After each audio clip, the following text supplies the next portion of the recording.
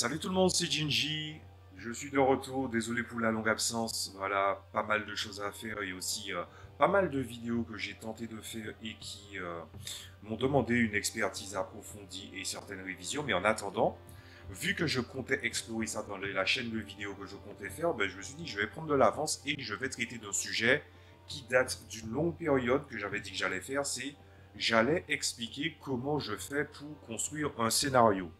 Alors, étant donné que, comme d'habitude, voilà, quand je pense à quelque chose, il y a pas mal de choses qui gravitent en fait, autour des vidéos que je vois.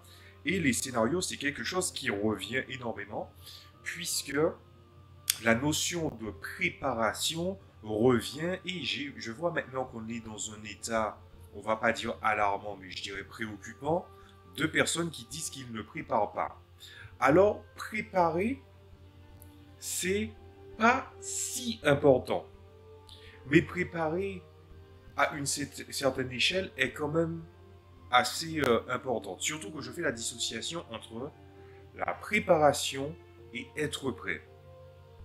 Être prêt, c'est le fait que tu aies une connaissance des règles, que tu connais les variantes des règles que tu vas développer, que tu dois savoir dans l'absolu, si jamais il y a un truc qui coince, comment le résoudre. C'est finalement faire les tâches de meneur de jeu en étant à la fois celui qui va diriger la partie, pas dans le sens diriger le scénario, hein, évidemment, mais je parle vraiment de regarder comment est l'état plus ou moins émotionnel des personnes, si les gens sont attentifs, de pouvoir essayer de cadrer une scène et aussi de permettre aux joueurs euh, d'interagir et de vous en tant que meneur de jeu de donner la réplique. Comment régler certains conflits entre les joueurs quand il y a des règles qui ne sont pas prévues pour ça, quels sont les éléments d'inconnu, toutes ces choses-là. Et la préparation, ben, c'est tout simplement qu'est-ce qu'on va décider d'amener sur la table. Alors, il y a des fois, ça tient sur un post-it, des fois, on ne prépare pas, etc., etc. Mais j'aurais quand même une petite objection sur la posture justement de faire justement de la non-préparation, c'est que ça m'est arrivé aussi de ne pas préparer. C'est-à-dire, j'ai un pitch de base et ensuite, ben, du coup, je le projette et c'est bon.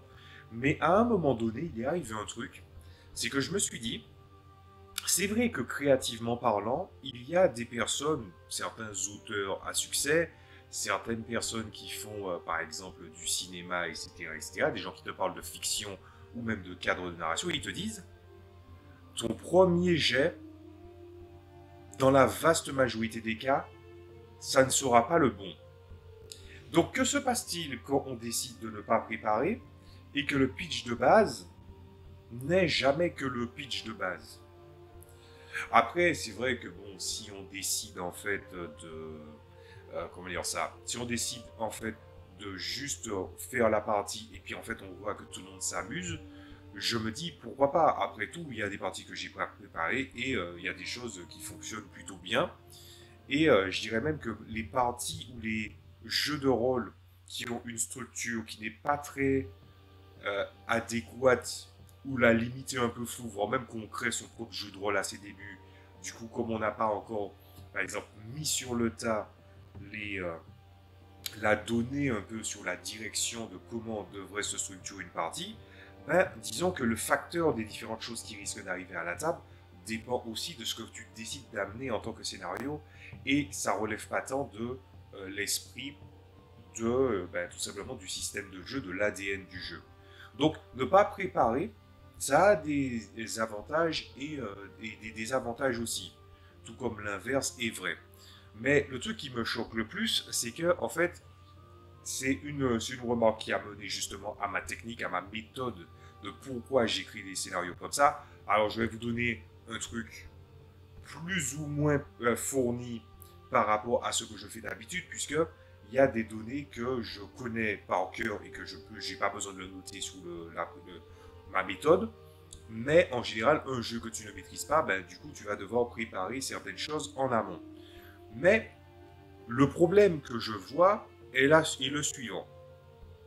On est bien d'accord que depuis la fin des années 80, début années 90, je le sais par rapport au fait que j'ai fréquenté les forums et j'ai découvert le jeu de rôle en 2009-2010, c'est à ce moment-là où je me suis rendu compte que il y a des personnes qui ont de l'expérience qui te disaient potentiellement 80% de ce que tu prépares va tomber à la poubelle. Donc ça fait depuis très longtemps qu'on sait ça. Mais la question que je me pose dans tout ça, c'est, ça veut dire que depuis des décennies, les gens ne se sont pas posés sur une table ou n'ont pas réfléchi avec les joueurs pour se dire, et les gars, mais c'est quoi les 20%? Ou plutôt, qu'est-ce qui devrait être gardé? Quel est le noyau solide? Et la question n'est pas tellement d'avoir une réponse claire là-dessus. C'est plutôt de savoir pourquoi les 80% tombent à la poubelle et comment y remédier. Et du coup, c'est de là qu'est née ma technique en fait. Puisque j'ai une structure qui va en fait permettre de concevoir un scénario, de laisser de la place, d'avoir ce rapport trinitaire si caractéristique que j'essaie de mettre dans pas mal de choses que je prépare. Et ça permet en fait d'avoir une approche de préparation de scénario qui est, on va dire, qui peut encadrer pas mal de choses. D'autant plus que j'avais développé en même temps la méthode du cône dont j'ai parlé il y a très longtemps. Probablement que je vais faire une vidéo dans pas si longtemps là-dessus, qui permet justement de savoir que même si par exemple c'est un acte 1 à un acte 2, ben, il y a un point A, un point B qui les relie. La question n'est pas de savoir si c'est un toboggan, si c'est une corde, mais plutôt comment faire en sorte qu'on arrive à cette étape tout en prenant en compte justement les bases du contrat social qui sont respectées. Parce que quelqu'un où on leur a mis un scénario sous le nez et il décide de faire l'inverse, c'est qu'il décide de ne pas aller dans le sens du contrat social. Ou même du contrat de jeu. Parce que récemment, j'ai entendu même Jim Maskey parler de ça, de l'affaire du contrat de jeu. Et c'est vrai que je n'avais pas trouvé de nom à ça. Mais c'est vrai que ce qu'on pourrait appeler contrat de jeu, c'est-à-dire que le jeu va amener des choses sur lesquelles c'est dans son ADN que tu vas devoir accepter ou refuser telle ou telle chose. Je vais prendre un exemple. Par exemple, il y a un jeu qui s'appelle Dogs in the Vineyard, qui a une espèce d'esprit de philosophie un peu mormon dedans, où il y a de la baston dedans, mais que la baston n'est que le dernier recours quand le dialogue, les questionnements philosophiques sont arrivés à terme et n'ont pas abouti.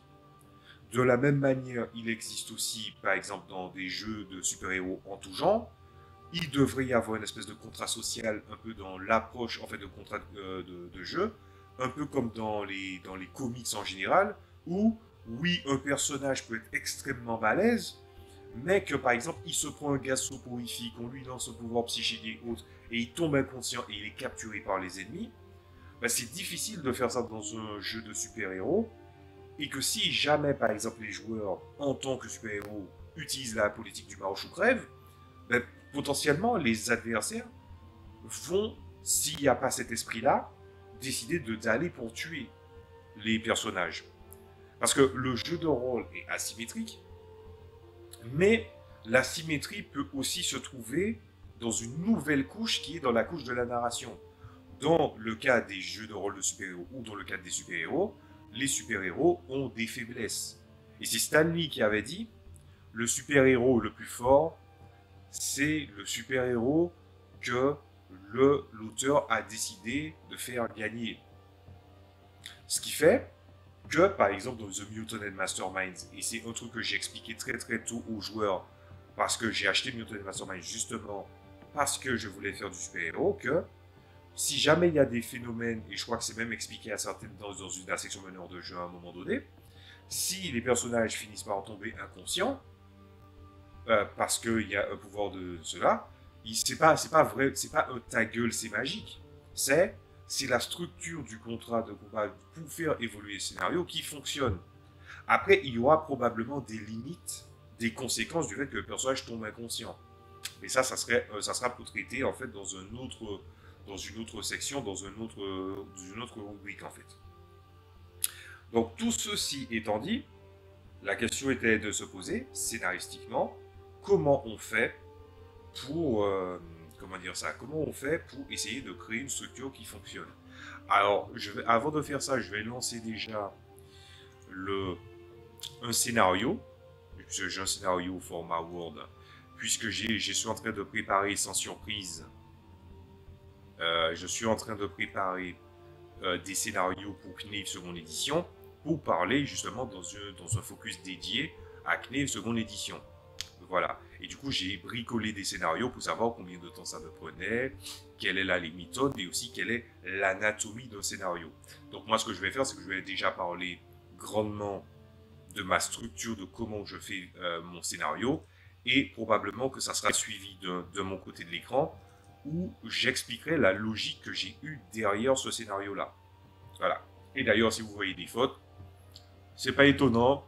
En matière de fautes, je dois me relire plusieurs fois. Des fois, Word, il change la langue et puis du coup, il prend des automatismes. Il vire des trucs. Vous êtes prévenus. Allez, let's go. On bascule. Voilà, donc ça c'est un peu comment fonctionne la structure du scénario, mais vu sur le truc Word, bon, il y a un ordre de défilement qui est assez particulier. Est-ce que je peux passer en mode lecture pour que ça soit un petit peu mieux pour vous? Ouais, voilà.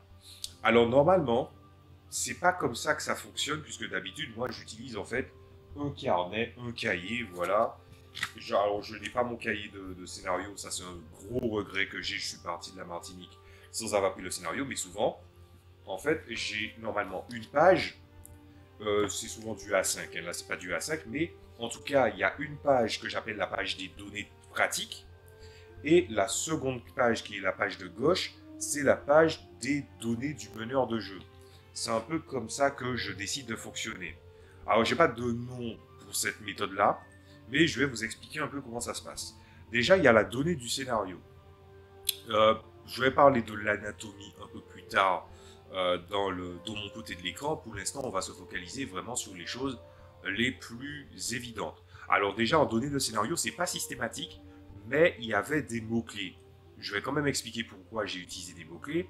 C'est parce qu'en fait, comment dire ça, les tables aléatoires permettent de composer des mots-clés, et les mots-clés sont parfois des petites idées qu'on lance et là pour faire des scénarios variés, et ensuite qu'on décide de le mettre en forme, puisque ça fait à la fois un exercice en tant que meneur de jeu pour composer un scénario, mais aussi une manière de structurer en tant que narrateur. Voilà. Je pense que la partie narration et la partie technique, les deux sont coexistantes, mais ce n'est pas à la même échelle. Alors, pour cette partie-là, vous allez voir qu'il y a des dés de couleur. Et en fait, moi, je fonctionne avec des dés. J'ai 6 D6 qui sont respectivement des couleurs suivantes. Jaune, rouge, vert, bleu, rose et noir. Chacun a une symbolique particulière. Quand j'ai un doute sur la structure du scénario ou un changement de rapport de ce que les joueurs vont rencontrer ou ce que je voudrais qu'ils gèrent, je prends la valeur la plus haute. Mais si les valeurs en dessous ont des valeurs ou qui partent par paire ou en triple, ou au-dessus, je décide de les intégrer. Et il y a une espèce de hiérarchie qui se construit.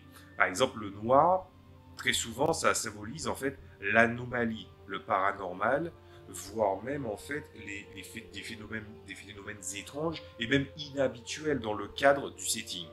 Le rose, c'est plus une question d'appréciation, c'est-à-dire que en fonction de ce que j'ai envie de traiter, je peux l'appliquer. Et aussi, je dois trouver le meilleur des mondes entre ce que j'avais envie de traiter, ce que par exemple des mots-clés potentiellement peuvent me proposer, et le rouge, par exemple, c'est du conflit. Ensuite, l'autre échelle que vous voyez, c'est le rapport de méfiance et de début d'hostilité. Ça, c'est une variable d'une technique encore plus approfondie et personnelle que j'ai, que je ne présente pas parce que un meneur de jeu ne livre pas toutes ces techniques. Je vous en ai déjà donné beaucoup. Alors, en temps normal, qu'est-ce que je fais pour construire un scénario? Je m'aide de plusieurs trucs. Je m'aide du livre de jeu, évidemment. Puis, je m'aide des D6 dont je vous ai parlé. D'autres dés et d'autres variables de technique qui est de mon cru. Et aussi, j'utilise les cartes de tarot. Les cartes de tarot, je les ai mis sur les côtés, puisque j'avais envie d'avoir le minimum de support possible pour faire ce scénario pour Knave seconde édition. Ensuite, évidemment, il y a un petit résumé ici. Et ensuite, il y a ce ratio-là. Voilà. Alors ce ratio-là, il est simple. C'est le ratio temps, difficulté et objectif. Moi, je lance des D6. Certes, dans mon jeu de rôle personnel, je peux lancer des dés qui sont à une échelle encore beaucoup plus grande. Parce que c'est gradué d'une certaine façon. Justement, je suis en train de revoir ça. J'essaie de revoir l'échelle. Mais en tout cas, c'est une échelle de 1 à 6. Ça peut être un rapport, on va dire, de qualité ou de magnitude ou un rapport de nombre. Par exemple, pour l'objectif, c'est clairement un rapport de nombre. Ensuite, le rapport de magnitude est variable d'un scénario à l'autre. Par exemple, là, vous voyez que le temps, c'est écrit 1 et entre parenthèses, c'est écrit 17 jours. Mais le 1 pouvait dire, par exemple, que ça se déroule en 24 heures ou en 48 heures. En fait, c'est l'imminence du scénario vis-à-vis du décor dans lequel on va évoluer. Donc, on va voir ça plus tard.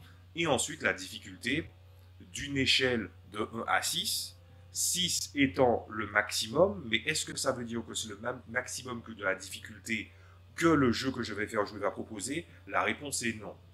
En fait, la difficulté d'un scénario, je pars toujours sur une philosophie, on va dire, commune de ce que j'ai vu des meneurs de jeu et de ce que j'ai vu des meneurs des maîtres du donjon et de jeux de plateau où en fait il y a une asymétrie. Ce que je veux dire par là, c'est que quand tu crées un scénario et que, ou bien tu crées des antagonistes, il y a des meneurs de jeu, des mauvais, hein, si vous les connaissez, taguez-les, je déconne, je déconne. Mais, en tout cas, ce qui se passe, c'est que ces gens-là croient que la difficulté fait un bon scénario, la difficulté fait un bon gameplay. Il y a des gens qui pensent ça dans le jeu vidéo, dans le jeu de rôle, dans les jeux de cartes, etc., etc. Évidemment, ils ont tort, et je dirais même que ça mène à de la branlette intellectuelle qui mène à une escalade de beaucoup d'extrêmes qui finalement finissent par être chiants. Parce que les joueurs de jeux de rôle ne sont pas là pour subir le meneur de jeu, ils sont là pour jouer avec le meneur de jeu. Mais visiblement, ils n'ont pas eu le mémo. Ou plutôt, ils ont eu le mémo, mais ils ont fait mine d'ignorer parce qu'en fait, ils ont d'énormes œillères. Ah, ça clash, hein. Là, il n'y a pas de filtre. Il n'y a pas de filtre. Bref, donc du coup, quand je pense à la difficulté, je sais que le rapport de difficulté, par exemple, on est dans un Pathfinder et on est en difficulté 6, je sais que je ne vais pas envoyer des dévas astrales ou des balors ou des grosses créatures, en fait. Surtout que l'étape de difficulté des jeux en matière de niveau de puissance des créatures ou des adversités est quand même mal branlée dans les systèmes des vins ou encore dans certains systèmes. Ce qui fait qu'il y a très peu de jeux, et Knef en fait partie, qui possèdent une difficulté qui est intéressante. Alors je vais faire une petite parenthèse pour vous parler de pourquoi c'est intéressant et pourquoi en fait ils ont réussi à surmonter cette notion de difficulté vis-à-vis de ce que propose le contenu. C'est que en fait, Knave est un jeu OSR système des vins. Mais il a cette approche commune que, par exemple, comment ça s'appelle, Old School Essentials ou encore un Shadow Dark a, c'est par exemple dans son profil, le niveau de la créature veut désigner à la fois son niveau, son, son ratio de sauvegarde optimal, s'il a des valeurs optimales, ses valeurs de compétences aussi alignées, et aussi, par exemple, selon les valeurs de caractéristiques associées. Mais c'est beaucoup plus simple avec un exemple. Imaginons que tu as une créature qui est de niveau 6. Si tu veux faire un test de bonus de base à l'attaque ou de caractéristiques, ah ben tu vois que les créatures n'ont pas de variables de caractéristiques comme la force, la dextérité, la constitution, etc., etc. Ce que tu dois faire, c'est que tu dois ajouter le niveau de la créature. Sauf que si la créature n'est pas axée sur le combat, ben ça veut dire que par exemple elle prendra la moitié de son niveau, donc c'est 3. Mais si par exemple elle est nulle en combat, elle prendra la valeur minimale, c'est-à-dire 1. Après, ça peut être 1 ou 2. Ça peut varier. Mais c'est comme ça que ça fonctionne. Et tu rajoutes cette variable-là pour les compétences, pour les caractéristiques, pour le modificateur de sort. Et ça permet de gérer énormément de choses. Ce qui fait que les stat blocks des systèmes OSR sont très condensés, très fonctionnels. Et le niveau est aligné sur la performance de la créature. Ce qui fait que tu vois la quantité de points de vie qu'il a, le niveau global qu'il pourrait avoir dans certains secteurs. Une créature, par exemple, de niveau 8 et qui est balèze, Si c'est un boss, il peut être fort dans tout, c'est-à-dire que sa sauvegarde de réflexe, sa sauvegarde de test de résistance à la magie, sa sauvegarde de résistance aux maladies ou au poison, peut être de cette valeur totale. Ce qui fait que c'est très facile de gérer la difficulté. À mes yeux, de tous les jeux que j'ai vus qui sont proposés, il y a très très peu de jeux qui arrivent à gérer un rapport de difficulté. Et on va pas se le cacher, beaucoup de jeux sont des jeux que je joue ou que je fais jouer. Notamment par exemple 220 ou encore par exemple comment ça s'appelle Ryutama dont j'ai parlé récemment. Allez voir la vidéo sur Ryutama, je parle longuement de Ryutama. Ou encore Knave seconde édition. D'ailleurs je trouve que Ryutama a un petit côté OSR quand même dans son approche. Donc franchement c'est très plaisant. Ce qui fait que la difficulté, je sais que je pourrais par exemple faire en sorte de prendre la difficulté à une certaine échelle, ou dans le pire des cas, par exemple dans une expérience OSR, comme la difficulté est à 4, je considérerais par exemple que le niveau du boss qui serait à peu près palpable pour gérer le personnage, eh ben c'est le niveau 4. Ce qui veut dire que l'échelle 1 à 6 dans ma technique n'est pas prévue du tout pour le système des 20. À l'époque, je ne jouais pas au système des 20, mais pourtant, ça s'imbrique plutôt bien. Ensuite, on va passer aux objectifs. Donc, il fallait définir les objectifs. N'hésitez pas à faire pause si jamais vous voulez voir d'autres trucs. Ensuite, le type de scénario. Bon, il peut y avoir plusieurs variables. Ça, je les ai tirés au dé aussi. Donc, c'est plusieurs trucs. Mais vous avez vu que la partie est écrite élémentaire entre parenthèses. C'est parce que quand c'est quelque chose à hauteur d'homme, c'est-à-dire que c'est vraiment de la géopolitique entre espèces sentientes, je ne mets pas d'entre parenthèses. Quand je mets entre parenthèses une variable, ça veut dire que c'est la perspective de pensée de la variable qui va peser sur la capacité des joueurs à raisonner avec eux, parce que eux raisonnent d'une certaine façon. Ce qui veut dire que, par exemple, j'aurais pu mettre élémentaire, dragon, planaire, divinité mineure, etc., etc. Parce que dans les jeux et dans les fictions que je propose, il y a différentes façons de raisonner chez les créatures. Voilà. Donc là, on n'est clairement pas dans de la préparation, c'est être prêt vis-à-vis de ma manière de consommer la fiction. Parce que ça, c'est aussi une remarque qu'on pourrait faire, c'est que de plus en plus de jeunes joueurs ou de joueurs débutants qui deviennent meneurs de jeu se disent, ils ne préparent pas, mais le paysage imaginaire et l'application dans les règles fait aussi partie du fait d'être prêt. Voilà. Ensuite, on arrive sur le truc de l'adversité et les ennemis. Et là, on rentre dans les détails pour expliquer les choses. Les mots-clés ont permis de donner 2-3 pistes. Ensuite, les ex et les lieux importants, ça c'est une fondation récente que j'ai faite. Elle existait plus ou moins déjà dans mon ancienne version. C'est juste que je n'utilisais pas de carte, j'étais plus théâtre de l'esprit. Et la définition de se déplacer sur un ex était très très différente. Voilà. Par exemple, un hex, donc un hexagone pour un jeu système des 20, c'est par exemple 6 km de rayon. Sauf que j'ai changé de méthode après certaines réflexions et aussi là j'ai eu confirmation que ma méthode n'était pas si mal que ça parce que j'ai respectivement vu un gars qui faisait un youtubeur qui parlait de ça et aussi de l'atelier clandestin qui fait des tables aléatoires, enfin pas des tables aléatoires mais générer des mondes qui ont à peu près utilisé la même technique, c'est-à-dire que pour moi un hexagone c'est à peu près 4 km, c'est-à-dire en fait la portée de vue jusqu'à la ligne d'horizon s'il n'y a pas de choses qui viennent boucher la trajectoire. Voilà, la raison à cela c'est tout simplement que c'est plus facile d'encadrer comme ça parce que à défaut que Derek te dise ah tu dois chercher pendant un X, ah ben, du coup tu cherches sur 4 km au lieu de 6 de rayon et que l'excédent permet en fait de voir un peu des cases adjacentes, pas la différence mais un peu de chaque côté selon un versant et qui puisse en fait avoir un truc à chaque fois réduit puisqu'il finit par découvrir la carte. Voilà. Donc là, il fallait définir des lieux. Moi, j'ai fait un truc assez simple. Hein. J'ai lancé 2D20 plus 1 DF. Pour ceux qui ne savent pas qu'est-ce que DF, c'est un dé à 6 faces qui a 2 faces égales, 2 faces moins, 2 faces où il n'y a rien dessus. Voilà. Donc il y a eu 23 lieux, puis 5 lieux importants. J'ai mis les différents points posés. Vous avez vu, j'ai mis 2 fois le même point, c'est parce que en fait, il y avait une notion à rentrer qui était en lien avec le scénario. Et voilà. Et puis la partie, évidemment, qui va intéresser les joueurs, c'est tout simplement les récompenses. Donc là, ça, on va parler de ça après. Et voilà.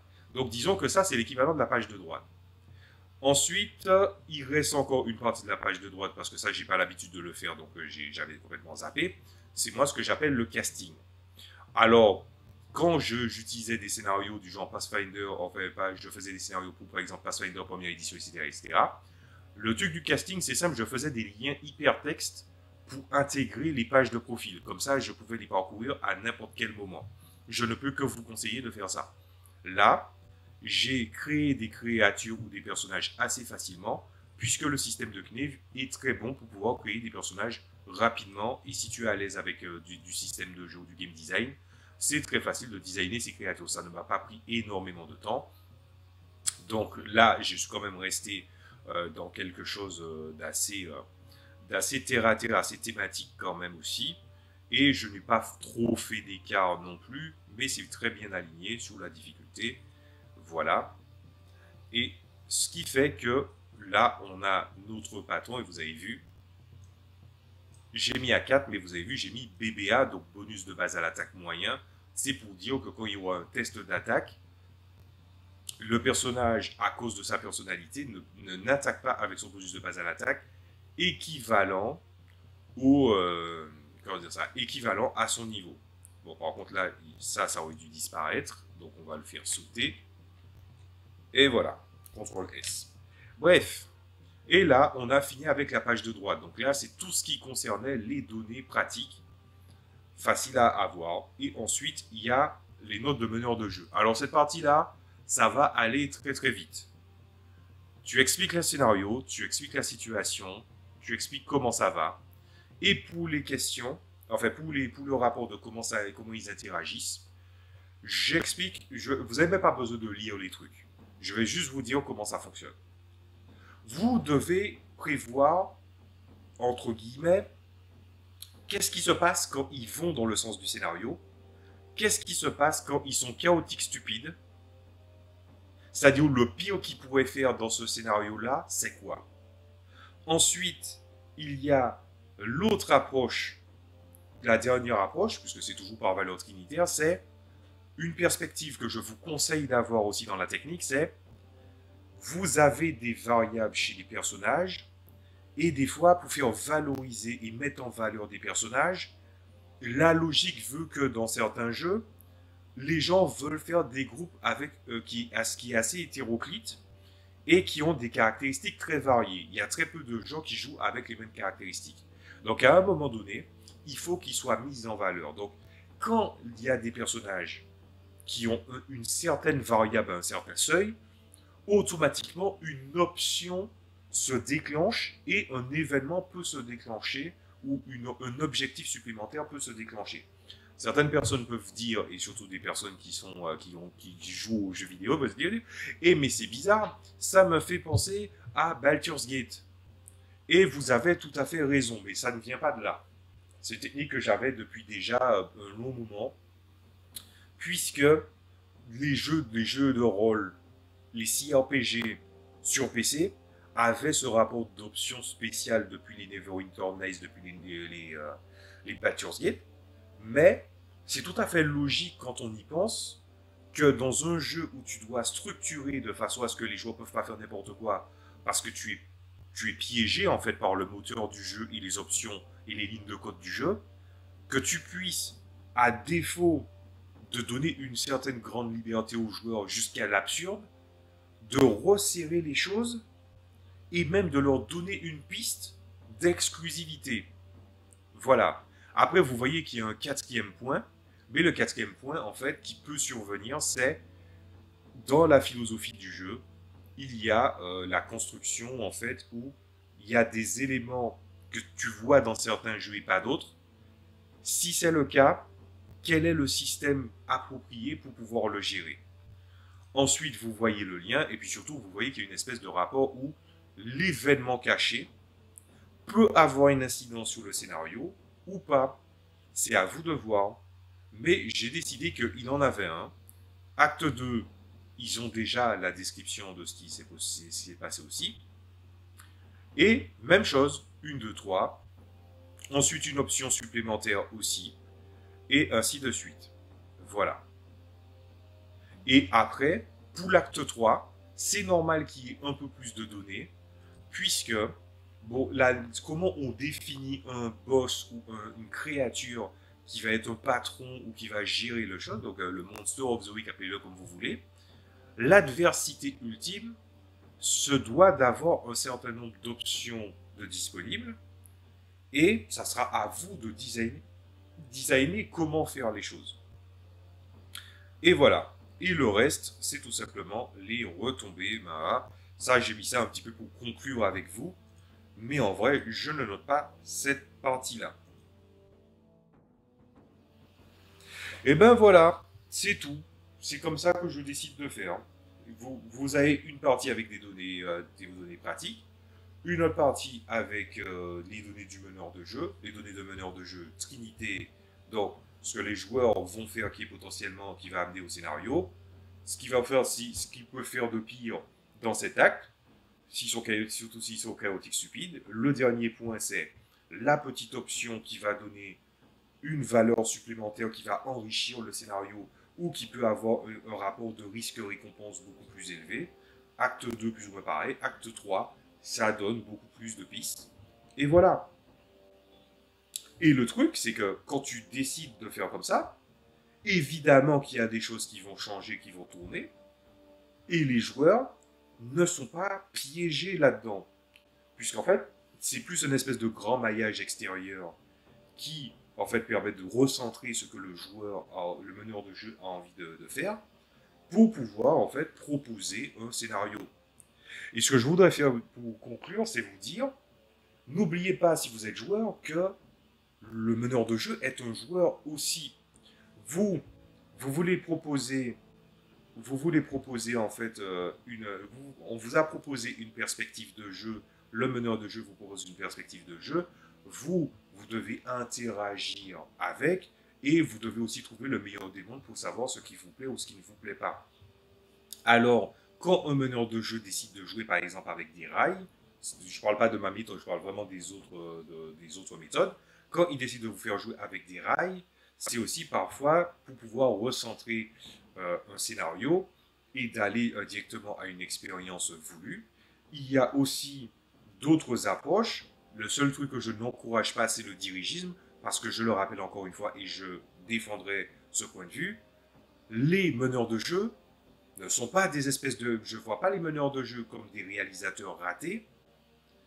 Et je considère que les joueurs ne sont pas les intermittents du spectacle du meneur de jeu. Donc le mec là qui se dit « Ah mais j'ai un trop scénario de fou là, mais que je vais vous proposer, non mais je vous dis pas. » Si tu veux écrire un roman, tu écris un roman. Et je le dis avec le plus grand sérieux du monde, parce que il y a ce rapport avec le meneur de jeu où on te dit que oui, mais c'est un pseudo-réalisateur et les gens en fait extrapolent énormément. Mais le jeu de rôle, c'est quand même un média à part entière. L'interactivité des joueurs ne sont pas, on va dire, omnilatérales. Il y aura quand même un moment où, de par le registre, de par ce qu'ils veulent voir, de parce que vous avez discuté avec le meneur de jeu, il y a finalement le code du jeu, de la proposition du jeu, il y a le contrat social qui vient s'intégrer, et il y a aussi ce rapport où, en fait, dans le meilleur des mondes, on doit essayer d'avoir la plus grande expérience possible. Parce que le jeu de rôle est un jeu social, donc il est bon qu'on essaie de partager une certaine force des choses.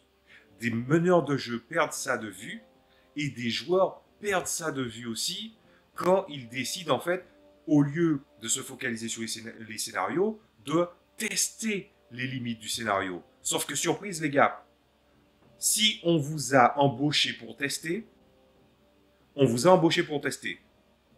T'as pas à tester le meneur de jeu. Je crois que ça c'est un truc, c'est un truc que j'ai vraiment découvert récemment comme conclusion, c'est il y a des joueurs, ils veulent tester les limites pour voir un petit peu comment ça se passe. Vous n'êtes pas testeur. Alors des fois, vous pouvez faire du playtest pour tester le jeu, la mécanique de comment il va évoluer. Mais vous n'êtes pas des testeurs. Vous n'avez rien à tester. C'était votre expérience, c'était votre moment en fait. Chaque partie de jeu de rôle est toujours votre moment. Le moment du meneur de jeu quand il vous fait une proposition, quand vous vous mettez d'accord sur ce que vous allez jouer, et le joueur se doit en fait de rapporter en fait l'expérience qu'il est censé apporter au jeu, c'est-à-dire ce rapport d'interactivité. Donc à partir du moment où tu commences en fait à essayer de tester tous les trucs possibles et imaginables, tout simplement parce que tu veux à peu près voir le meneur de jeu, alors très probablement que le meneur de jeu va s'écorcher les genoux. Très probablement que le meneur de jeu, il s'essaie. Mais vous savez ce qu'est un essai pour un meneur de jeu dans le cas le plus optimal des cas, c'est le fait de jouer une partie, d'essayer de mener selon ce qu'il pense être bon, et si ça réussit ou si ça échoue. Et quand ça échoue, et que ça échoue très très fort, le meneur de jeu est très souvent à blâmer. Tout cas, selon la perspective des joueurs. Mais les joueurs qui ont déjà la ligne de ce qui doit être fait en matière de scénario, ah ben là, à ce moment-là, on voit qu'il y a un gros problème parce que la personne, elle décide de partir dans tous les sens ou plutôt de ne pas aller vers l'autre point. Donc, joueur, n'oubliez pas que le meneur de jeu est aussi un joueur et que c'est sa proposition vis-à-vis de tout le monde qu'il a essayé d'amener dans l'expérience de jeu. Et c'est sur ça que je vous laisse. Voilà. Donc, je ne sais pas si vous allez entendre, mais là, il y a le ventilateur qui est en train de vomir comme pas possible là. C'est normal, on est en été, il fait chaud. Bref, je vous dis à la prochaine fois. D'abord, je vais faire la vidéo tout de suite après. On va se retrouver sur de mon côté de l'écran. Et le scénario que vous venez de voir là, je vais le décortiquer un petit peu plus pour vous expliquer un petit peu quelle était mon intention derrière. Je vais vraiment le faire en mode artiste, puisque vous savez, les artistes, on attend d'eux, par exemple, qu'ils présentent quelque chose, et il faut une explication. Alors des fois, juste la personne a envie de faire ça, et puis en fait, ils brodent pour vous dire, ah oui, non, mais un petit branlette, machin.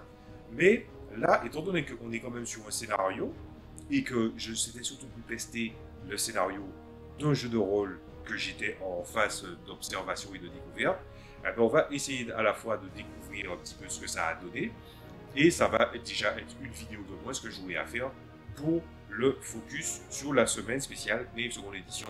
Surtout que je suis même pas sûr de le faire, par exemple, bientôt là. Je sais pas si je vais pas le faire en septembre ou un truc comme ça.